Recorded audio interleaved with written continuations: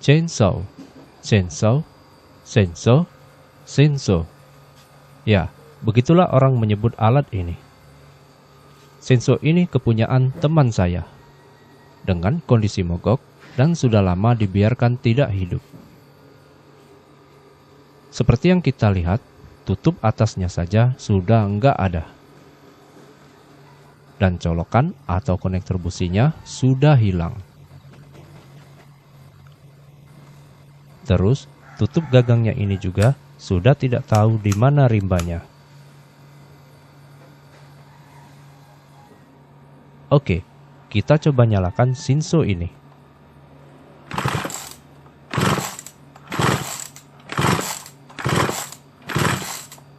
Ya, nggak mau hidup ya.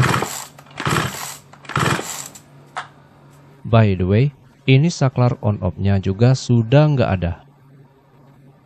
Kata teman saya, kalau ingin mematikan chainsaw ini, ya tinggal sentuh saja kabelnya ini ke skrup bodi chainsaw-nya ini.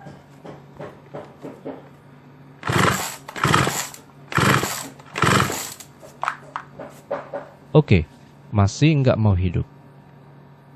Kita coba cek busi mesin 2 tak pada unit chainsaw ini. Teman saya bilang, dia sudah ganti businya ini dengan yang baru. Walaupun sudah diganti businya, chainsaw ini juga nggak mau hidup.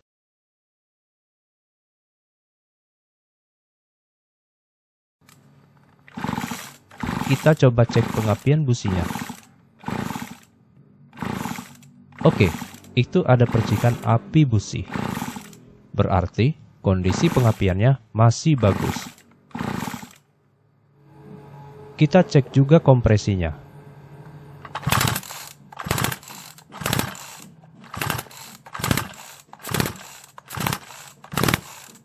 Kompresi masih ada.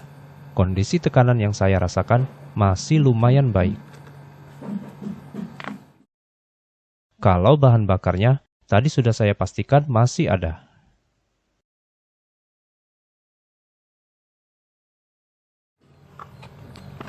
Jadi, kita tinggal memeriksa bagian jalur masuk pembakarannya.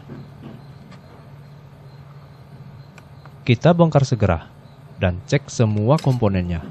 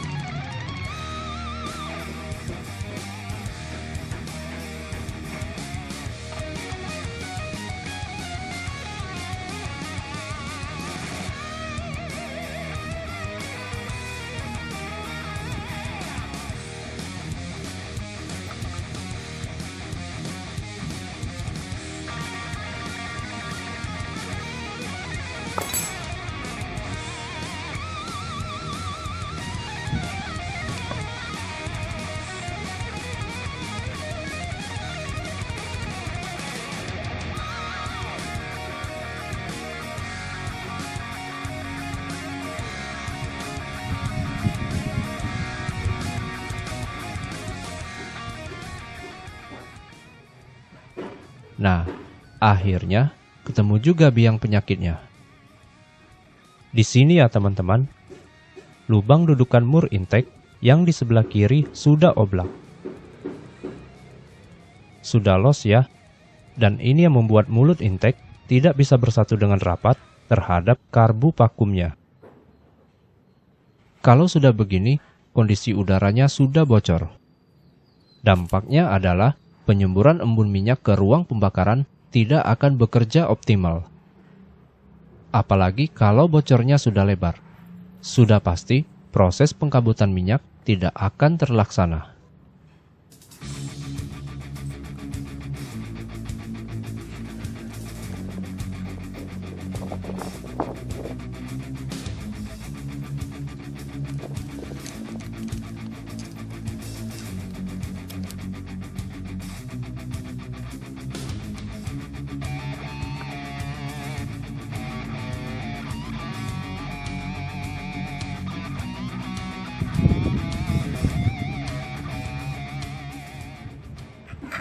Oke, karena sudah terlanjur dibongkar, kita bersihkan saja sekalian karbu vakumnya ini.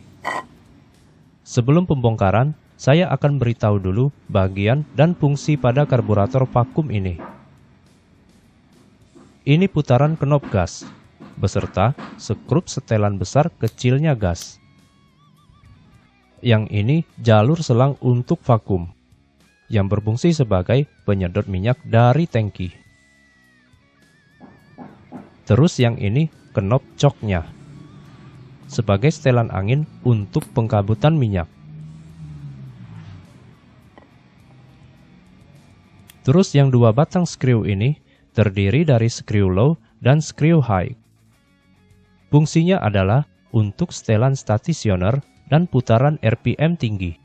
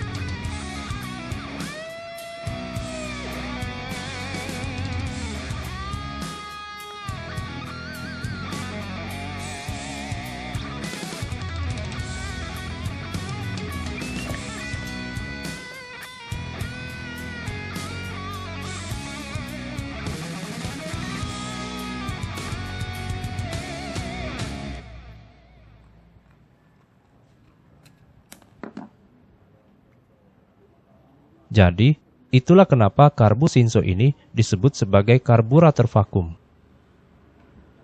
Karena ia memiliki jalur selang untuk pompa membran yang bersumber dari tekanan crankshaft. Terus, pompa membrannya ini akan disalurkan langsung ke selang minyak untuk melakukan penyedotan. Nah, untuk kasus Shinso ini, minyaknya memang bisa tersedot sampai ke karbu. Tetapi, gagal di proses pengkabutan. Itu gagalnya karena bocor di jalur intake tadi ya.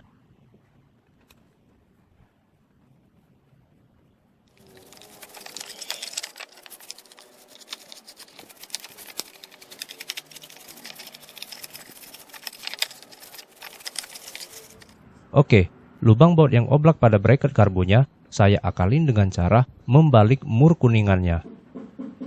Mur kuningan ini lebih lebar di bagian belakang. Jadi, kayak ada ring begitu ya. Tinggal dibalik saja, terus bisa dipasang dengan rapat ke karbunya.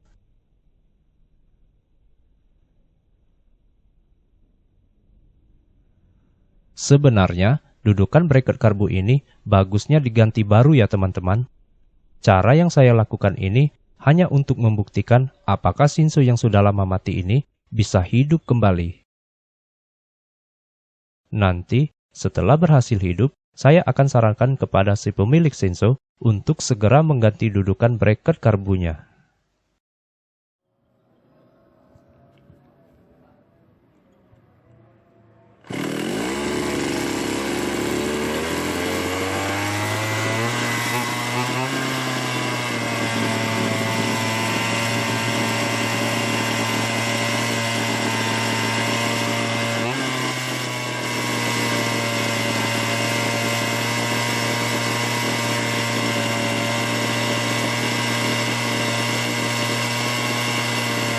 Oke, Shinso sudah berhasil hidup.